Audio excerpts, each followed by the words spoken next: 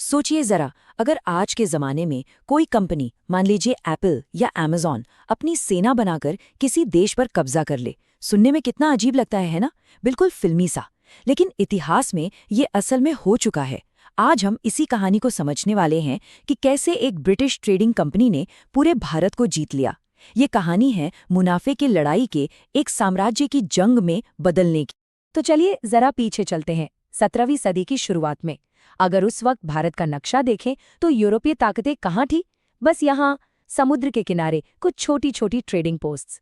उनका मकसद सीधा साधा था, मसाले, कपड़े और दूसरी कीमती चीजें खरीदना। साम्राज्य बनाना तो दूर की बात थी। उस वक्त भरा कौन सोच सकता था कि इनमें से एक कंपनी आगे चलकर पूरे देश पर राज करेगी। तो फिर सवाल यही उठता है कि आखिर ये हुआ कैसे? कैसे मुट्ठी भर व्यापारी दुनिया के सबसे अमीर इलाकों में से एक के शासक बन बैठे?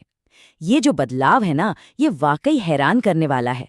और आज हम इसी गुत्थी को सुलझाने की कोशिश करेंगे। इस कहानी की शुरुआत होती है एक रेस से। एक ऐसी दौड़ जिसमें अंग्रेज अकेले नहीं थे। भारत की दौलत, उसके मसाले, उसका कपड़ा, इसकी खुशबू पूरे यूरोप तक पहुंच चुकी थी। और बस फिर क्या था, इसे पाने के लिए एक जबरदस्त होड़ शुरू हो गई। इस रेस में सबसे पहले आए पुर्तगाली 1498 में, और फिर अगले लगभग 1700 सालों तक लाइन ही लग गई। डच आए, फिर अंग्रेज, डेनिश और आखिर में फ्रांसीसी। ये सब एक ही मकसद से आए थे, भारत के मुनाफे वाले व्यापार पर अपना कंट्रोल जमाना। और इसके लिए वो एक दूसरे से लड़ने को भी तैयार थे। अब देखिए, पुर्तगालियों ने आते ही खेल का तरीका ही बदल दिया। वो सिर्फ व्यापारी बनकर नहीं रहे, उन्होंने एक सिस्टम शुरू किया, कार्टेज नाम का। सीधे साधे शब्दों में कहें तो ये एक तरह का प्रोटेक्शन टैक्स था। मतलब समुद्र में अगर जहाज चलाना है तो उन्हें पैसे देने पड़ेंगे। और ये पहली बार था जब किसी यूरोपीय ताकत ने बिजनेस के लिए भारतीय समंदर में अपनी मिलिट्री पावर का इस्तेमाल किया।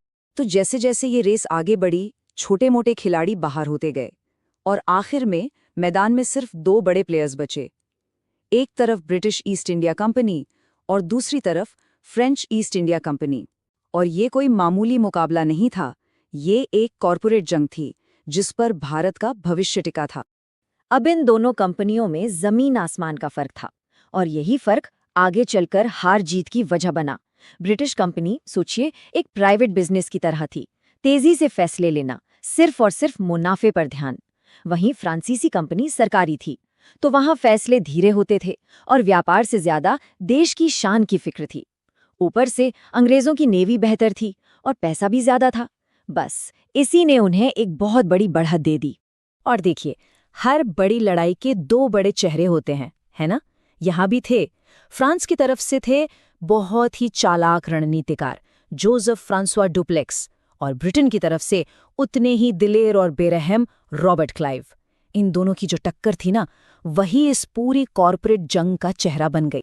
इन दोनों की दुश्मनी खुलकर सामने आई 3 लड़ाइयों में, जिन्हें हम कर्नाटक युद्धों के नाम से जानते हैं।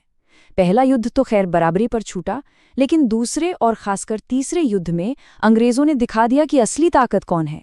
1760 में वांडी वॉश की लड़ाई तो निर्णायक साबित हुई और फ्रांसीसी चुनौती भारत में हमेशा के लिए खत्म हो गई। तो अब सबसे बड़ा कंपेटिटर रास्ते से हट चुका था, और यहीं से ब्रिटिश ईस्ट इंडिया कंपनी ने अपना असली खेल शुरू किया। उनका फोकस अब सिर्फ बिजनेस पर नहीं था, अब उनकी नजरें सीधे सीधे जमीन पर थीं, इलाकों पर कब्जा करने पर। और ये एक बहुत ही खतरनाक कदम था। इस पूरे बदलाव की शुरुआत होती है एक लड़ाई से, प्लासी की लड़ाई। वैसे इसे लड़ाई कहना भी ठीक नहीं, ये एक लड़ाई से ज्यादा एक साजिश थी। रॉबर्ट क्लाइव ने क्या किया, उसने बंगाल के नवाब सिराजुद्दौला के सेनापति मीर जाफर को ही अपनी तरफ मिला लिया।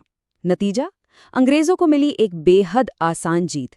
लेकिन असली इनाम जंग का मैदान नहीं था, असली इनाम था पैसा। बस यही वो मोमेंट था जिसने सब कुछ बदल कर रख दिया। बंगाल, जो उस वक्त भारत का सबसे अमीर सूबा हुआ करता था, अब कंपनी के कंट्रोल में था। इसका मतलब क्या हुआ? मतलब ये कि अब कंपनी को अपने खर्चों के लिए, अपनी सेना के लिए ब्रिटेन से पैसा मंगाने की कोई जरूरत नहीं थी। अब वो भारत को भारत के ही पैसे से फतह कर सकते थे। अगर प्लासी की जीत धोखे से मिली थी, तो बक्सर की लड़ाई वो एक असली सैन्य जीत थी। इस बार उनके सामने कोई एक नवाब नहीं था, बल्कि बंगाल के नवाब अवध के नवाब और तो और मुगल बादशाह तीनों की मिली-जुली फौज थी और कंपनी ने उन्हें भी हरा दिया। इस जीत ने तो जैसे पूरे उत्तरी भारत में उनकी ताकत का डंका बजा दिया। तो अब तस्वीर साफ थी। यूरोपीय दुश्मन मैदान से बाहर, बंगाल का खजाना हाथ में। अब ईस्ट इंडिया कंपनी ने अपना आखिरी मिशन शुरू किया। मिशन था भारत की बची-खुची बड़ी ताकतों को एक-एक करके खत्म करना। इस रास्ते में उनकी पहली और सबसे बड़ी चुनौती आई दक्षिण भारत से। मैसूर का ताकतवर राज्य, हैदर अली और उनके बेटे टीपू सुल्तान। इनके राज में मैसूर एक बहुत मजबूत और मॉडर्न मिलिट्री पावर बन चुका था और उन्होंने अंग्रेजों को सालों तक नाको चने चबाए। लेकिन 4 लंबी और खूनी लड़ाइयों के बाद आखिरकार 1799 में टीपू सुल्तान हार गए और मारे गए। और यहाँ कंपनी की रणनीति साफ दिखाई देती है। उन्होंने मैसूर को जीता नहीं, बल्कि उसे तोड़ दिया और उसकी जमीन को खुद और अपने साथी राजाओं में बांट लिया। मैसूर का कांटा तो निकल गया, लेकिन अब सामने था शायद सबसे बड़ा पहाड़, मराठा साम्राज्य। उस वक्त भारत के एक बहुत बहुत बड़े हिस्से पर उनका कंट्रोल था। वो एक जबरदस्त ताकत थे, इसमें कोई शक नहीं, लेकिन उनकी एक बहुत बड़ी कमजोरी थी, आपसी फूट। और बस कंपनी ने इसी कमजोरी का फायदा उठाया। 3 लंबे और थका देने वाले युद्ध हुए और इन युद्धों में अंग्रेजों ने एक-एक करके सभी मराठा सरदारों को हराया। 1819 आते-आते मराठा ताकत पूरी तरह से बिखर चुकी थी और कंपनी अब लगभग पूरे भारत की मालिक थी। मैंने कहा लगभग, क्योंकि अभी भी एक ताकत बची थी। उत्तर पश्चिम में पंजाब की जमीन पर खड़ा था एक आखिरी मजबूत किला, महाराजा रणजीत सिंह का बनाया हुआ सिख साम्राज्य।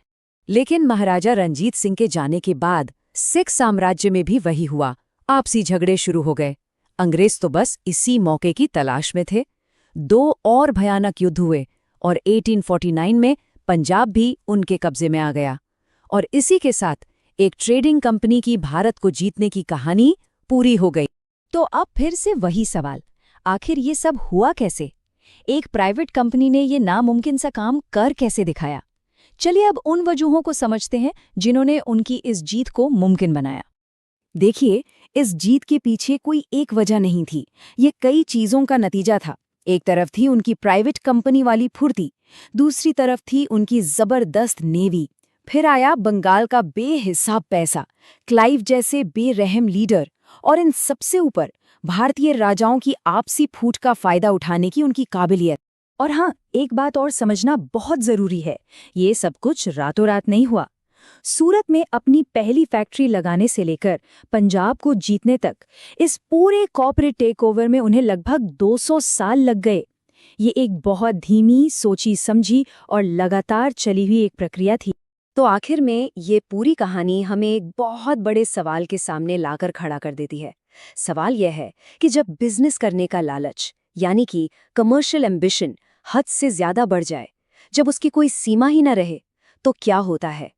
ईस्ट इंडिया कंपनी की कहानी सिर्फ इतिहास नहीं है, ये एक चेतावनी है। कॉर्पोरेट ताकत और बेलगाम लालच के